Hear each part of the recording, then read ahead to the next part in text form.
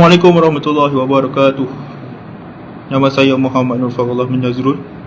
Nombor metrik 1252759. Rasuah menggugat integriti negara dan kepercayaan rakyat, termasuk PDRM yang seharusnya menegakkan undang-undang secara telus. Pada tahun 2025, Malaysia berada di kedudukan ke-57 dalam CPI. Ini menimbulkan kesedaran untuk menambahbaikan dan mencegah rasuah. Mari bersama saya dan rakan-rakan saya dalam membincangkan kes terbaru yang melibatkan dua anggota polis di Melaka yang menerima rasuah sebanyak RM20,000. Assalamualaikum.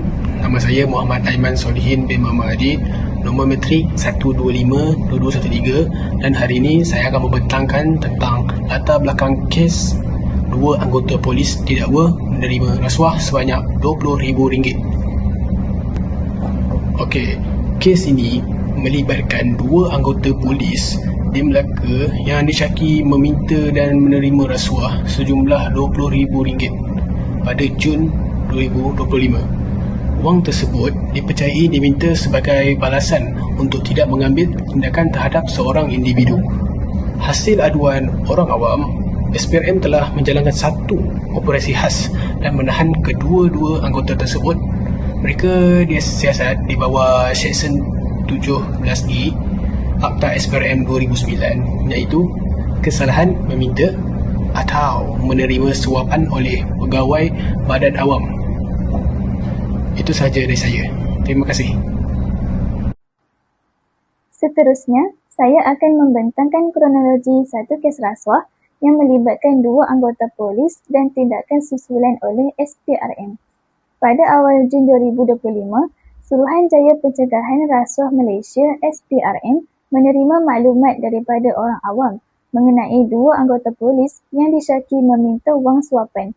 Berdasarkan aduan itu, siasatan awal dijalankan pada 12 Jun 2025.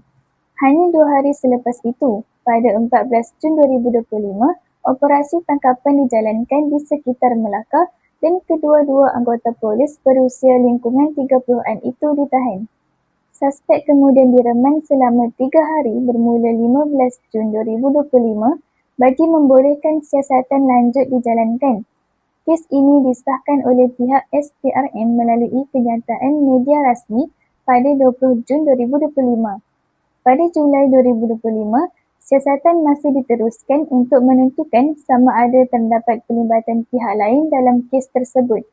SPRM menegaskan bahawa tindakan tegas akan diambil terhadap sesiapa sahaja yang terlibat dalam rasuah. Kes ini menunjukkan komitmen SPRM dalam membanteras rasuah tanpa mengira pangkat atau jawatan bagi memastikan keadilan dapat ditegakkan. Saya akan meneruskan pembentangan ini mengenai kesalahan yang dilakukan dalam satu kes rasuah yang melibatkan dua anggota polis di Melaka. Dan saya akan menerangkan beberapa kesalahan utama yang telah dikenal pasti dalam kes ini.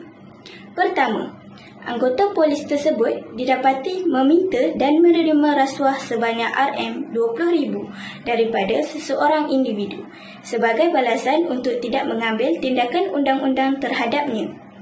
Dan juga, perbuatan ini jelas melanggar Seksyen 17E Akta SPRM 2009 yang memperuntukkan bahawa mana-mana penjawat awam yang meminta dan menerima suapan adalah melakukan kesalahan rasuah.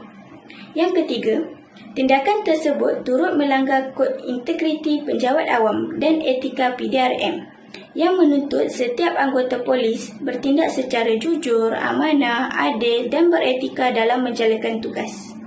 Yang keempat, kes ini merupakan satu bentuk penyalahgunaan kuasa kerana kedudukan dan autoriti sebagai penguat kuasa telah digunakan untuk kepentingan peribadi. Kesalahan yang seterusnya menunjukkan wujudnya niat dan perancangan yang jelas kerana suapan diminta secara langsung dengan tujuan menghalang tindakan undang-undang. Menjadi kesalahan ini lebih serius dan terancam.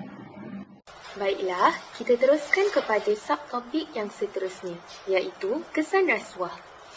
Kesan yang pertama ialah rasuah akan menyebabkan kepercayaan masyarakat musnah. Apabila rasuah berleluasa, rakyat akan hilang kepercayaan terhadap institusi penguatkuasaan dan meragui setiap tindakan yang akan diambil.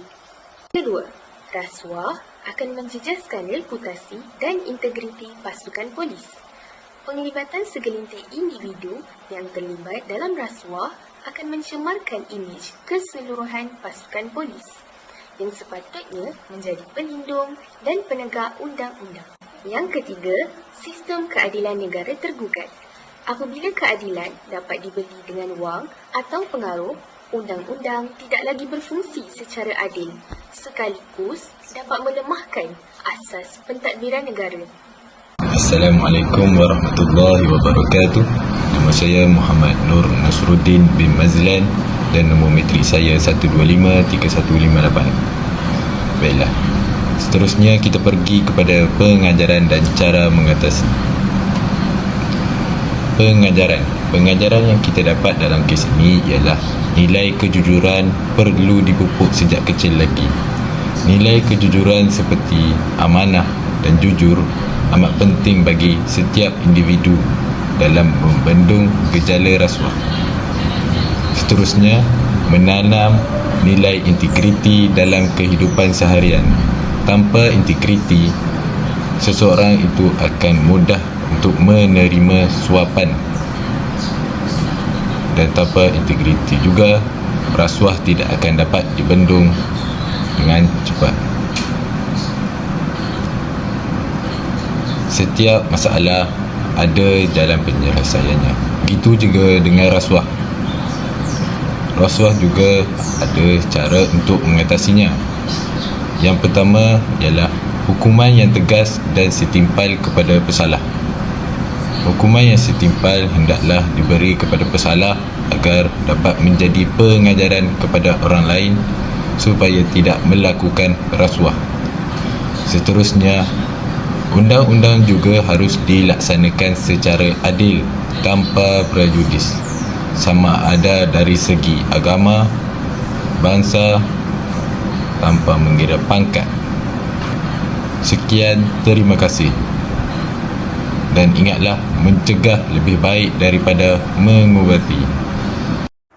Kesimpulannya, rasuah dalam institusi polis merupakan isu serius yang boleh menjejaskan integriti pasukan keselamatan serta kepercayaan masyarakat terhadap sistem keadilan negara. Apabila anggota polis terlibat dalam amalan rasuah, masyarakat akan hilang keyakinan terhadap keupayaan polis untuk bertindak secara adil, telus dan profesional. Keadaan ini bukan sahaja melemahkan fungsi penguatkuasaan undang-undang, malah boleh mendorong kepada peningkatan jenayah kerana pelaku tidak lagi takut kepada hukuman. Terdapat 3 cadangan yang ingin saya sampaikan. Yang pertama, tindakan disiplin dan penguatkuasaan yang tegas. Pihak berkuasa perlu melaksanakan tindakan disiplin yang tegas dan tanpa kompromi terhadap anggota polis yang terlibat dalam rasuah.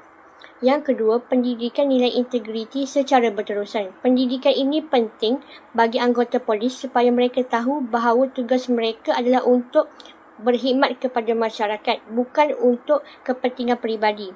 Dan yang terakhir, pemantapan pengawasan dalaman. Sistem pengawasan dalaman perlu diperkukuhkan melalui audit berkala, mekanisme aduan yang telus serta pemantauan bebas. Langkah ini dapat mengurangkan peluang berlakunya salah guna kuasa dan memastikan setiap tindakan anggota polis sentiasa berada dalam kawalan undang-undang dan etika kerja.